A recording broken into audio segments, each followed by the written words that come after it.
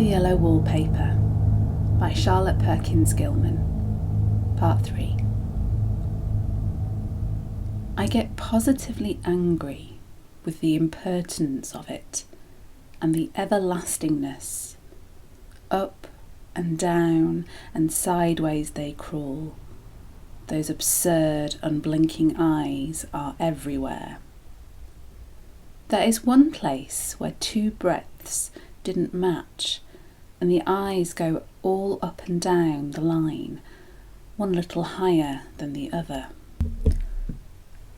I never saw so much expression in an inanimate thing before, and we all know how much expression they have. I used to lie awake as a child and get more entertainment and terror out of blank walls and plain furniture than most children would find in a toy store.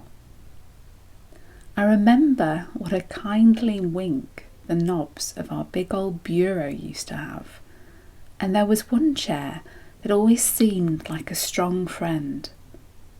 I used to feel that if any other things looked too fierce, I could always hop on into that chair and I'd be safe. The furniture in this room is no worse than inharmonious, however, for we had to bring it all in from downstairs. I suppose when this used to be a playroom, they had to take the nursery things out, and no wonder. I never saw such ravages as the children have made here. The wallpaper, as I said before, is torn off in spots, and it sticketh closer than a brother. They must have had perseverance as well as hatred. Then the floor is scratched and gouged and splintered. The plaster itself is dug out here and there, and this great heavy bed, which is all we found in the room, looks as though it's been through the wars. But I don't mind a bit. Only the paper. There comes John's sister.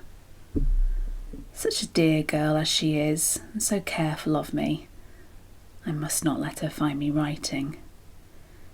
She is a perfect and enthusiastic housekeeper, and hopes for no better profession.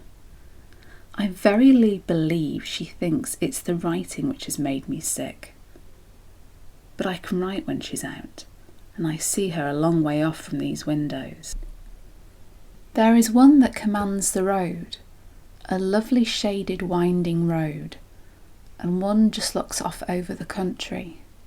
A lovely country too, full of great elms and velvet meadows. This wallpaper has a kind of sub-pattern in a different shade, a particularly irritating one, for you can only see it in certain lights, and not clearly then.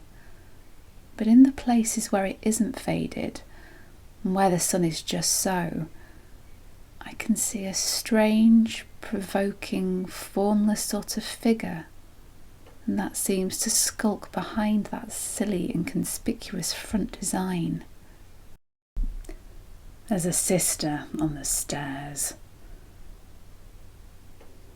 Well, the 4th of July is over. The people are all gone, and I am tired out.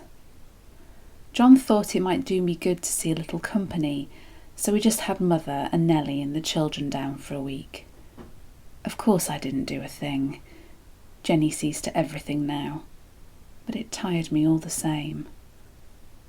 John says if I don't pick up faster, he shall send me to Weir Mitchell in the fall. But I don't want to go there at all. I had a friend who was in his hands once, and she says it is just like John and my brother, only more so. Besides, it's such an undertaking to go so far. I don't feel as if it's worth the while to turn my hand over for anything. I'm getting dreadfully fretful and querulous. I cry at nothing, and cry most of the time. Of course I don't when John's here, or anybody else, but when I am alone. I am alone a good deal just now.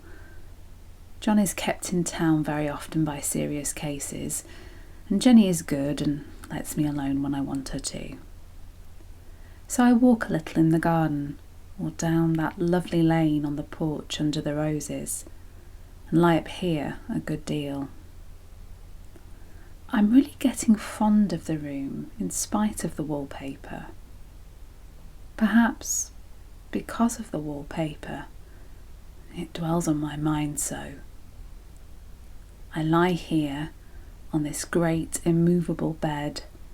It is nailed down, I believe, and follow that pattern by the hour. It is as good as gymnastics, I assure you.